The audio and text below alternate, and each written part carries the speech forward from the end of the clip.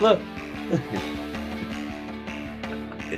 Boy, it was a serious loser. But I know you want me to add some more to it. Look, I just picked 4 for the preview video. There's clearly more losers. Who else do you want on this list? Oh, I know who y'all want on here. Oh, yeah, right here. Y'all want these duds on there? Here, add these duds to the shit pile. There you go. We'll add them to the doo-doo pile. Who else? You know what? We might as well. We could probably just leave this team on here every single week. What is this? What are those? Yeah, I don't know. What are those? Oh, I know one that I want to put on here too. That's really been disappointing to me. Where is this doo-doo team? Look at this. Look. Uncle Lou had this team going 12-0. I've never even seen a football game. My God. They are horrible. Horrible. Who else? Let me check these copious notes here. Who else do y'all want on this list? Oh, man. Any couches get destroyed yesterday? I mean, way up there. Way up there. Oh! Yeah, we'll put that. You want me to talk about those losers? Talk about those losers. What else? Oh my God. Oh, really? Hey, did I have this team winning the Pac-12? Something wrong with me. I had them winning the Pac-12 South. I had Oregon winning the Pac-12, but at least there's still some hope for that. What else? Do I really need to put Iowa State? God, what a fraud. I'm not even going to put Iowa State down here. That's how much of a fraud they are. But there they go. On the top up there. Well, week 4 of the 2021 college football season is, you know who's not on the list? Monkey. Look, tell him you're not on the list. Her season is not over. Week 4 of the 2021 college football season is in the books, and you know what that means. It's time to highlight this past weekend's losers. And boy, do we have some good ones to talk about this week. It was a crazy week in what's already been a crazy season, right? I think we talked about this last week. I don't know if there's been a year in recent memory where the top 10 was harder to figure out. I still think 1 and 2 are pretty obvious. After that, boy, you're putting some teams in a hat, shaking it up, and just drawing names out. Had some upsets yesterday, had some blowouts yesterday, had some good games yesterday, had some overtime games yesterday. Found out about some teams, particularly in the Big 12. Going into yesterday, TCU, Texas Tech, and Baylor were all undefeated. But I feel like nobody really knew that much about them. Well, 2 of those 3 teams lost, Texas Tech and TCU. Baylor's still undefeated, and I think they cracked the top 25 this week, but not sure how good they are. But, we know a little bit more about those teams than we knew before. But great weekend of games. You know who I didn't put on here? Well, actually, I should wait. Let me wait. I'll talk about that in a second. There's a team that's on the 1 but looked bad, or 1. Well, anyway, it doesn't matter. I'll talk about that in a second. Let's start talking about this list of losers. We'll start with the 4 that were previewed in the teaser trailer that came out a few years ago. Vandy, we hardly knew you. Vandy, we hardly knew you. We'll put you back on the shelf, but my God. Not much to say about this game. 62-0. It was 35-0 in the first quarter. Georgia took the starting quarterback out at that point. Stetson Bennett played all of the second quarter, some of the third quarter. Carson Beck played most of the third quarter and all of the fourth quarter. This game was, everybody knew. I'm not going to get on here and brag and beat my chest about a win over Vandy. I know it's Vandy. But with that being said, just like I say about every team when they play a bad team, you're supposed to go out there and beat the bejesus out of them, and that's what Georgia did. And check the SEC history books. You won't find very many shutouts worse than 62-0. That's one of the top 5 shutouts of all time within the SEC. 62-0. So Georgia went out there and did what they had to do. Still without the majority of the injured players that have been missing all season long. Kyrus Jackson is playing more and more. He played some last week, played a little bit more this week at wide receiver. But Arian Smith, out. Darnell Washington, out. Of course, Dominic Blaylock out. George Pickens out. That's really 3 or 4 of our best receivers heading into the season. None of them have played at all. Arian Smith played a little. He suffered an injury earlier in the season. He'll be back at some point. The rest of those guys probably, fingers crossed, will be back this week against Arkansas, with the exception of George Pickens. If he comes back at all, my guess it'll be late November, mid to late November. So I don't know about that. We'll see. But I do think Blaylock and who am I leaving out? Darnell Washington, I think, will be back this week against Arkansas. And Tyke Smith, the safety, yet to play a down at UGA, an All-American safety last year. And according to Pro Football Focus, one of the top 10 draft-eligible safeties in all of college football. Have him back starting next week, too. Georgia did what they wanted to do in this game, ran the ball, threw the ball. The defense was smothering all day long like it has been the majority of the season, and Vandy was just severely outmatched in this game, 62-0. I mean, it's Vandy, okay? Vandy's in the state of Tennessee. Georgia's already South Carolina state champs. We beat Clemson and South Carolina.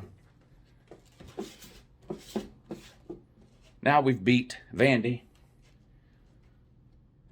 And in about a month or so, we're going to beat Tennessee and become Tennessee state champs. Then at the end of this year, we'll beat Georgia Tech and become Georgia state champs. So Georgia's going to be state champs of 3 different states. We're going to beat Florida, but we don't play Miami or Florida State or any of the other teams down there, so probably can't claim Florida state champs, even though we're going to beat Florida. But anyway, so that's that. Tennessee, man, competitive game in the first half, I guess, but Tennessee scored a grand total of 0 points in the second half, and Florida pulled away. Second week in a row, no Anthony Richardson for Florida. It's been the Emily Jones show. And for the second week in a row, he played pretty good. So, people can say what they want. There's certain players I'm hard on when I feel like they deserve it.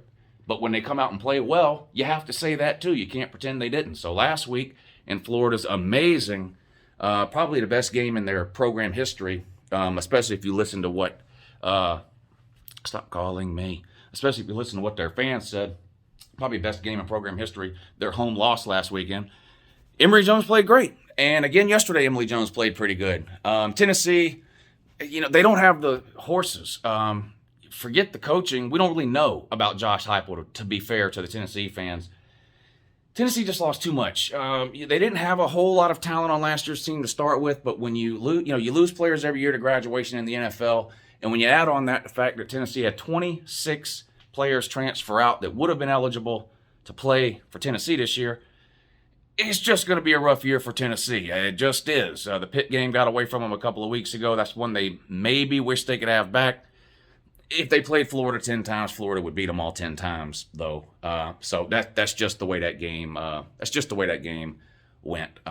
Tennessee showed up to play, played okay in the first half, hit a couple of big plays on Florida to keep it competitive. It was 17-14 at halftime, but like I said, Tennessee just couldn't get anything going at all offensively in the second half, and Florida pulled away. I believe the final score of that one was 38-14.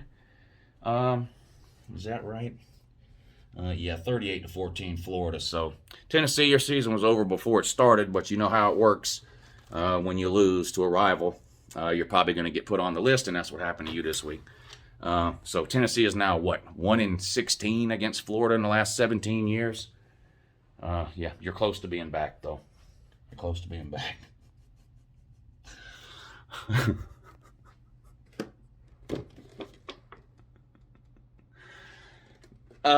Listen. Georgia broke Clemson. Okay? Clemson, you're not even going on the top 10 shelf. You came from the top 10 shelf this morning. You're not going back there. Sorry. You're not going, and you're not going back on the rest of the year, are you? No. The Your Season is Over video. I know that, a lot of people don't watch all my videos, so they don't get it. The Your Season is Over video that I do on Sunday is not a literal meaning. It's just a video about teams that lost. So like I put Clemson on there in week 1. Clearly, Clemson's season was not over in week 1. Had they ran the table and won the ACC, there was still a chance they could have gotten to the playoffs and all that. This Sunday video is just to highlight teams that lost. That's all. Everybody always talks about who wins, and SportsCenter highlights the winning teams, and everybody wants to put out a list of best teams, best this, best that. Here's the winners. This is just a video of who lost yesterday. That's all it means.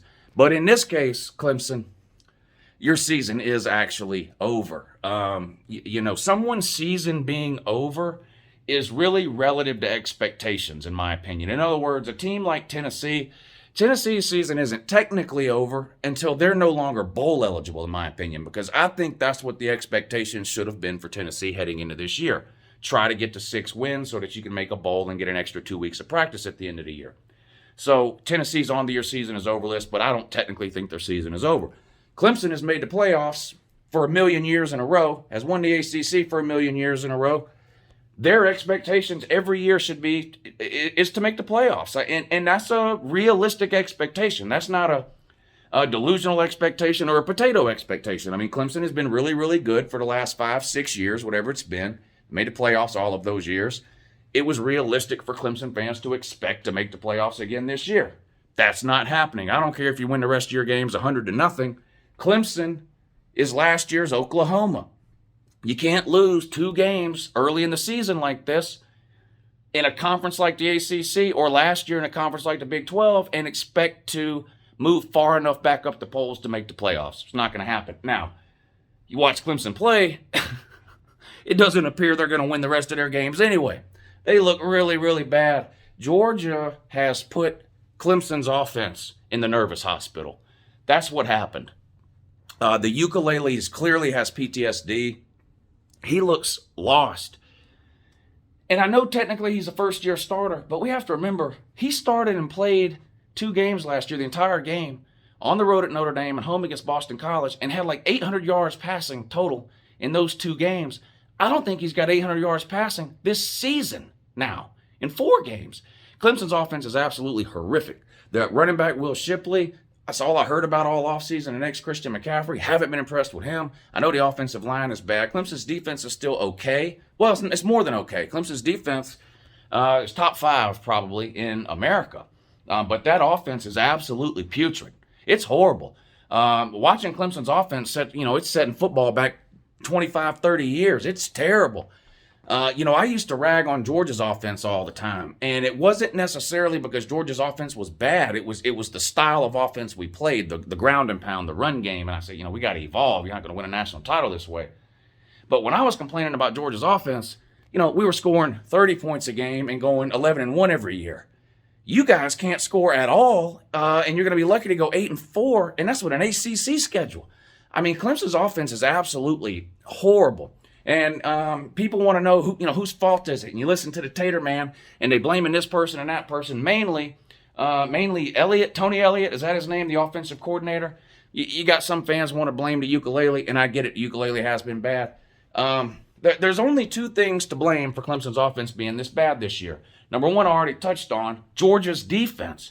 Georgia's defense is one of the reasons Clemson's offense is so bad. They're permanently scarred. They've got mental trauma. They've got TBI, traumatic brain injury. They've got PTSD, post-traumatic stress disorder. They are so discombobulated after having to play Georgia week 1 and that defense just living in the backfield that they can't get out of neutral now. So that's partly to blame. You know who an individual is, though, that's mainly to blame? If you're looking for an individual associated with Clemson to blame, it's Dabo Swinney. It's Dabo Swinney. He's hard-headed. He's too hard-headed for his own good. Now, a lot of great coaches are hard-headed. Nick Saban's hard-headed. But Nick Saban's able to look around college football, judge the landscape, and know when changes in his philosophy need to be made. Dabo's either unwilling or unable to do that. Alabama was winning national titles by scoring 15 and 20 points a game 10 years ago. Saban started looking around college football going, you know what, everybody's moving to this spread offense, the RPOs, these zone reads and all this kind of stuff. We need to expand offensively. We need to get more dynamic offensively if we want to keep up. They did that, and they've kept up. Now, in Clemson's case, it's got nothing to do with a change in offensive philosophy. It's the transfer portal. The transfer portal is a reality of college football that's not going away. In fact, it's only going to get more prominent as the years go by.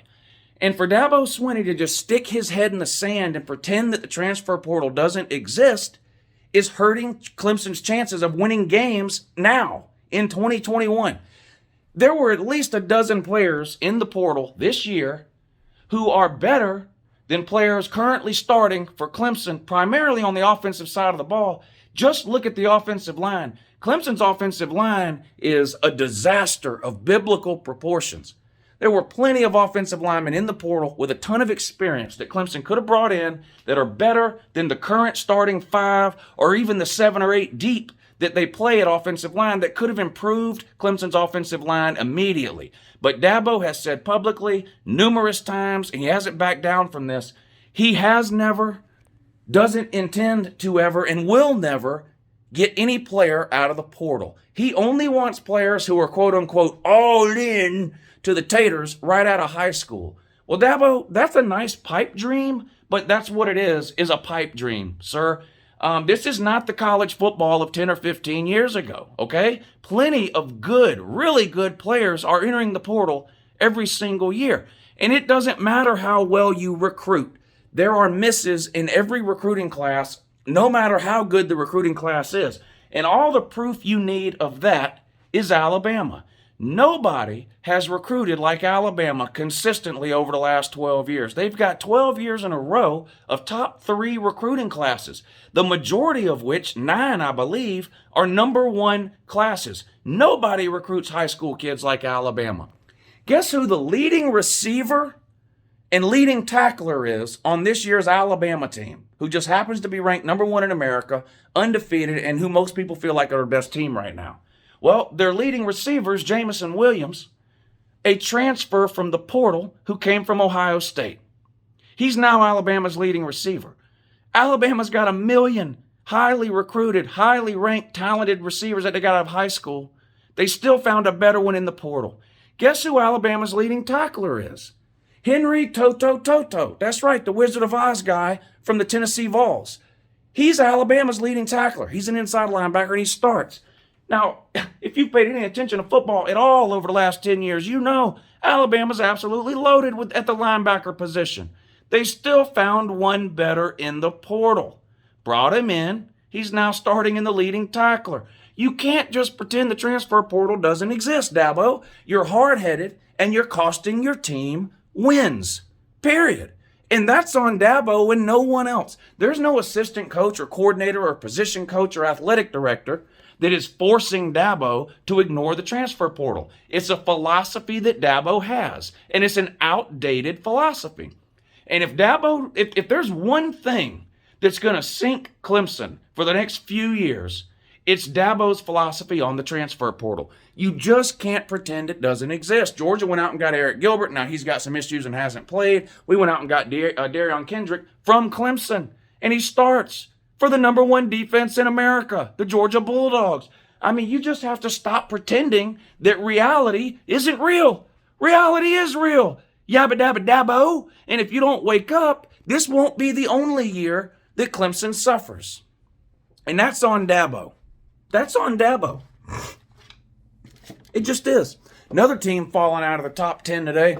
Look at this steaming pile. Look, steaming pile. God, I'm going to have to make more room on the damn SEC shelf now.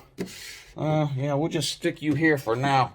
I'll do a little rearranging later, but for now, we'll just stick you on the SEC shelf there. But Texas A&M, maybe this is good news for Texas A&M that they got their absolute, they got spanked yesterday by Arkansas. More on Arkansas at the end of this video, though. But yeah, you got absolutely humiliated by Arkansas yesterday. But maybe this is good news for Texas A&M because now they can quit pretending to be an elite football team, and Texas A&M can go back to what they normally pretend, which is they can pretend that they're a military school. They can get back to playing dress up and running around campus in fake military uniforms that are 2 sizes too small, back to the barbershop with a crew cut line, because that's what they are, fake military school. So this may be a blessing in disguise for Texas A&M. No more pretending to be an elite football team, back to pretending that you're some sort of elite commando squad or whatever y'all do running around campus over there in them uniforms that are 2 sizes too small. But man, Arkansas humiliated you. And here's the thing about Texas A&M. They do have a good defense, no doubt. Arkansas is just that good. Arkansas is just that good. That quarterback that Arkansas has got can make plays with his legs and his arm. They've got at least one NFL wide receiver in that Burke character. A couple of really quick, fast running backs that run hard, and they play tough on both lines of scrimmage. It's not that Texas A&M is bad, at least defensively. It's that Arkansas is that good. Now, flip it around, Texas A&M does have some issues offensively. They do have two really good running backs in Spiller and Akane. But with Haynes King being out, that quarterback they've got playing, Hazada or whatever the hell his name is, he's just not getting it done through the air, honestly. When you watch him play, he seems hesitant. He doesn't seem confident or sure of himself. And maybe that's because he expected to be the backup this season. I don't know. But he's been the starter now for a couple of weeks. And Texas A&M offensively did not look good yesterday. Again, let's give some credit to Arkansas. Listen, if you're one of these people that thinks Arkansas is good, you have to say that this week, okay? You've got to congratulate Arkansas this week. Tell them they're good this week. Talk about how great their defense is this week. Talk about Anthony Richardson, not Anthony Richardson, whatever his name is. That's the quarterback for Florida that can't see the field. But you have to talk about all those things this week. Because don't you all know, I know, I've been doing this a long time. When Georgia beats Arkansas next week, all these same people who are talking about how good Arkansas is and that they're going to beat Georgia this coming weekend, all of those people are going to be saying how overrated Arkansas was and that they're not any good. Of course Arkansas is good, and they're going to be good Saturday at 4 o'clock after they lose to Georgia. Georgia's just better. And Texas A&M's defense is good, okay? Just because Texas A&M lost a game doesn't mean all of a sudden now their defense is terrible. Texas A&M still has a good defense. Arkansas just pushed their doo-doo in, period. Arkansas is just better. So Arkansas is a good team. Top 10-ish team, maybe, even. And when they lose next week to Georgia, they'll still be a good team. Quit being so basic and simple-minded.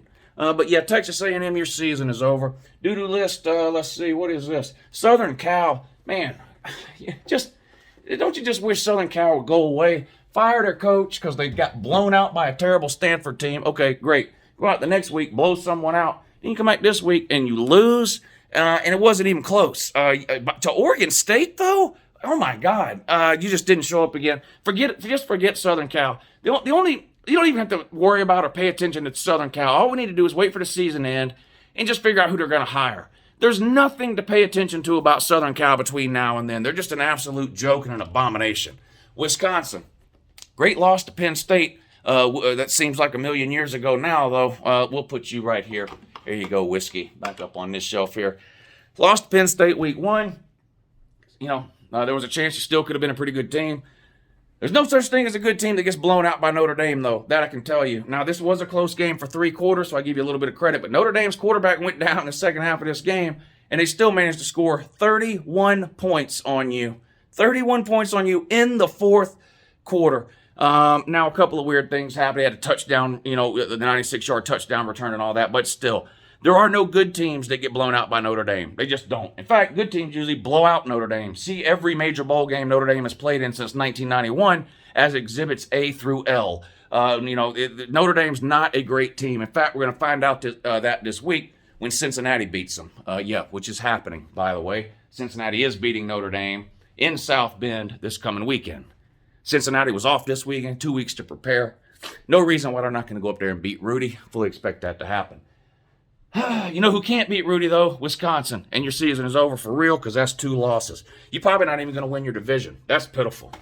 That is pitiful. How do you lose to Georgia Tech? It was, last week was embarrassing when Clemson almost lost to Georgia Tech. That's how bad Georgia Tech is. Georgia Tech is so bad that it's considered embarrassing to barely beat them or to almost get beat by them. Right, Tater Man? Well, North Carolina told Tater Man, hold my beer, went out, not only lost to Georgia Tech, but got absolutely blown out and obliterated by the Nerds. I don't know how that happens. Heisman Trophy favorite heading into the season in some people's eyes, and Sam Howell, third-year starting QB, Mac Brown, oh my God, look what he's doing at North Carolina. Amazing defensive recruits. Come out, lose week 1 to Virginia Tech. People shaking their head, but then you look really good the last 2 weeks, blowing 2 teams out, and people said, oh, that's the North Carolina offense we thought we'd see. Then you show up against the friggin' Nerds, or actually don't show up against the Nerds, and that game wasn't even competitive. They blew you out. You got blown out by a bunch of kids who are going to be spending the next 25 years of their life working at Pep Boys. I mean, that's just sad. West Virginia, how many couches are you going to burn this year? You know, I can never remember. Does West Virginia burn couches? God dang it, that's the wrong shelf. What the hell's going on? Oh, my God. I don't know what I'm doing. Southern Cal, you go down here. Pac-12 shelf. West Virginia goes up there, Big 12 shelf. Yeah, I'm a professional. Don't try any of this at home.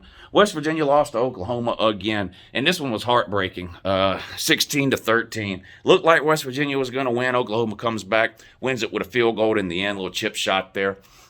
West Virginia remains winless against Oklahoma since joining the Big 12. This was a weird game, too. Wasn't it? Was it 2 or 3 years ago West Virginia and Oklahoma played, I think in Morgantown, and the score was like 62-58. Then yesterday you get a 16-13 game from the Big 12. Things have really flipped around. Oklahoma shouldn't be bragging either, though. They were lucky to escape with a win. And the home crowd was booing Spencer Rattler. The home crowd was chanting Caleb Williams' name, the backup quarterback. And you could hear it through the TV broadcast. Man, who would have thought? What happened to good Oklahoma QBs? Not having any running backs is what's hurting Oklahoma, in my opinion. I think Spencer Rattler's still a way better than average quarterback, but he can't do it all by himself, and that's really what he's being asked to do. Oklahoma has no running game. Their running back situation is they had some injured, some arrested, some thrown in jail, some kicked off the team, some quit, some lost in the Bermuda Triangle, whatever it is. But Oklahoma, man, Oklahoma is skating on thin ice, still undefeated, which is more than some of the previous teams ranked in the top 10 can say. But man, don't you just keep looking to move Oklahoma further back in the top 10? Other teams are having impressive wins, and Oklahoma just keeps skating by the skin of their teeth or whatever, like they say. But but West Virginia, season's over, and then they should forfeit the season. Look at Florida State's schedule. They're probably going 1-11. They're probably going 1-11. I got to make room up here. Let's see. Wake Forest. Wake Forest is in the top 25 today in one of the polls that came out. Jesus Christ. Is Wake Forest really ranked higher than Clemson? God. Tater man. I feel bad for the Tater man. Florida State lost again to Louisville. Only lost by 1 score this time, though, so glass half full, I guess. I don't know. Florida State, man, hard to understand. Can you believe that 8 years ago Florida State was an undefeated national champion and had a team where all 22 starters on that national championship team ended up getting drafted and playing in the NFL, and now they can't win a game. They're winless, 0-4. And again, look at their schedule. I think they play UMass down the road, and that looks like the only possibility for a win. Florida State could go 1-11. 1-11. If that happens, forget my general philosophy is give a coach 4 or 5 years, unless you have that disastrous 0-12 or 1-11 or 2-10 too. I don't see how you keep any coach at Florida State that goes 1-11. There's no excuse. The ACC is not that good. Hell, Clemson's down. Miami is terrible. Wake Forest might be the best team in the ACC. Georgia Tech might be one of the best 2 or 3 teams. Boston College is undefeated with a backup quarterback, and they don't look great. And Florida State can't win a game. I don't see how Mike Norvell keeps his job if they go 1-11. Just being real. So there you go. That's the list of losers. Now, who won but looked bad? Now, we got some teams to talk about here. Alabama. How in the hell you give up 14 points to Southern Miss? Alabama's got a poverty defense. We were sold a bill of goods about Alabama's greatest defense. Could be the greatest defense of the Nick Saban era. Definitely the best defense they've had in the last 5, 6, or 7 years. Yeah, I call horse shit on that. 14 points to Southern Miss. Southern Miss is a terrible team. They're now 1-3. 14. That's inexcusable. You only scored 28 in the first quarter? Come on. Elite teams that play garbage group of 5 teams like Southern Miss should be scoring 35 or more in the first quarter. They should be scoring 35 or more in the first quarter. You scored 28. And you gave up 14. I'm sorry. The best team in America don't do that, Jack. They just don't.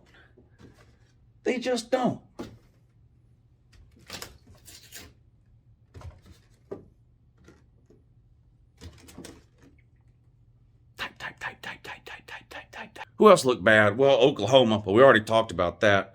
Iowa beat something called Colorado State 24-14. And what's sad is Iowa's in the top 6 or 7 in all these polls.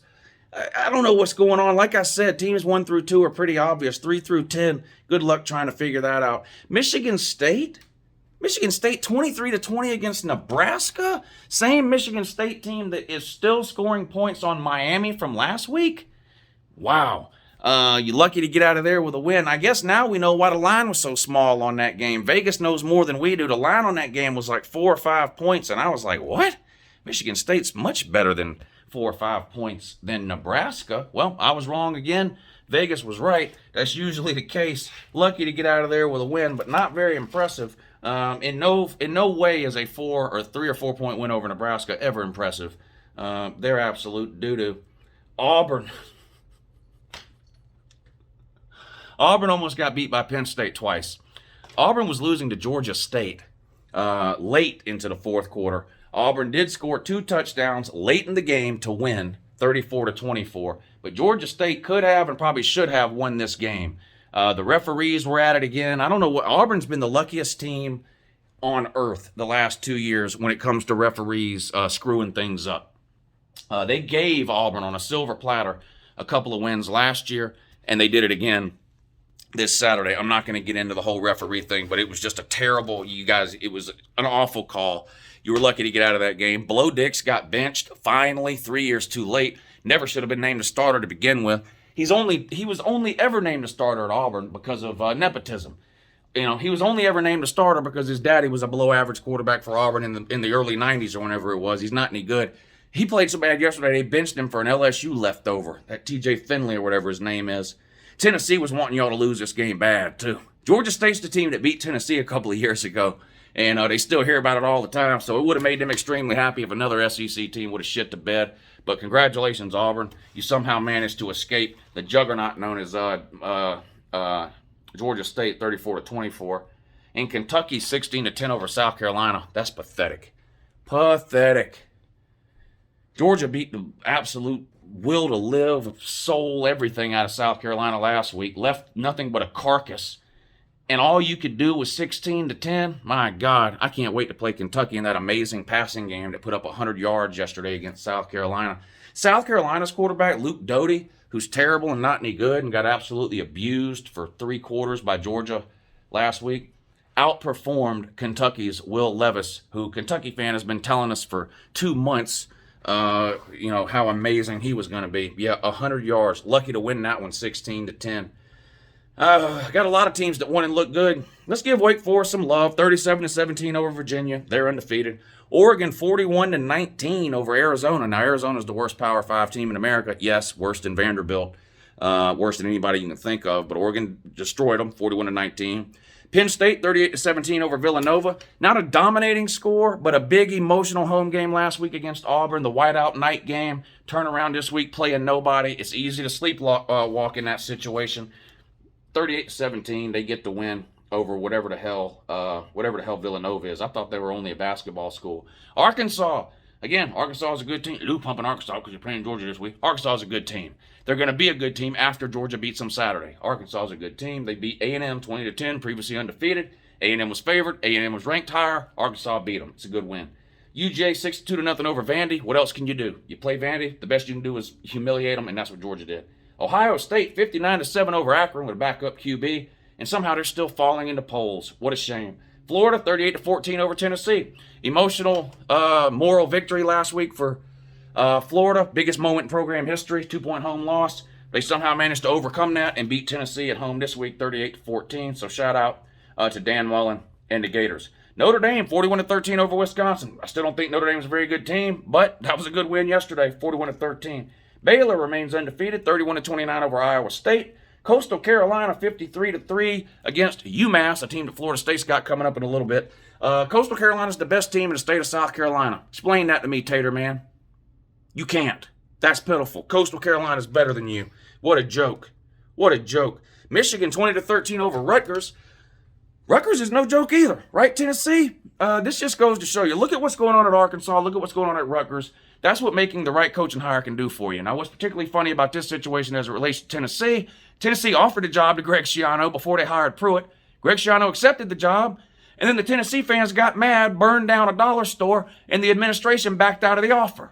Now Greg Schiano has Rutgers in a better position than Tennessee is. It's funny how that works. Now, Rutgers did lose to Michigan, but Michigan's undefeated. It's the best Michigan team I've seen in the last few years. We'll see how they, if they can keep it up. They've had a hard time beating Ohio State, but if they're ever going to do it, it seems like this might be a year to give it a shot. That game, of course, still a couple of months away. But nevertheless, Michigan remains undefeated, and Tennessee still wishes they had Greg Schiano. You'd be much better off if you did, but you don't. Georgia Tech, 45-22 over North Carolina. Shout out to all my nerd friends. Yeah, good morning. I need to schedule an oil change too, by the way. So hit me up on the email or whatever. UCLA, 35-24 over Stanford. UCLA got that one loss last week to Fresno State, but I still think they're a pretty good team, sitting on just the one loss. And Oklahoma State beat K-State, previously undefeated, 31-20. There's your list of winners. All right, Heisman candidates. Bryce Young, Matt Corral, whatever the hell his name is. I still think right now those are the top two names. There are 4 or 5 other names that are starting to bubble up to the surface a little bit. We're almost out of the first month of the season. I think as we get into the next couple of weeks, you might see another name or two emerge. And this weekend will be a big weekend for the Heisman race too, because Alabama plays Ole Miss. So you'll have Bryce Young versus Matt Corral, or Matt Corral, whatever the hell his name is. We'll see who has the better game. Which team comes out on top? Does one of these QBs lead a game-winning drive? That would give them a big leg up in the Heisman race over the other. So we'll keep an eye on that. And who's the best teams in America in no particular order? I'm just kidding around with the switching the thing up there. Georgia and Alabama, in my opinion, right now are the 2 best, most complete teams in all of college football. I think Oregon deserves to be in the top 4. I think there's arguments for Penn State in the top 4. I think if Cincinnati beats Notre Dame this week, there's arguments for them in the top 4. Oklahoma, probably on the outside of that right now. Iowa, probably on the outside of that right now. Ohio State, probably on the outside of that right now, although those are probably top 10 teams. And then Arkansas, where do they fit in? Well, we'll know more. I think Arkansas is borderline top 10 right now. If you're an Arkansas fan, don't get upset at where you're ranked this week. If you beat Georgia, you're going to be ranked very high. So you don't have to really worry about that this week. Florida, they have the one loss. Other than that, they've looked okay.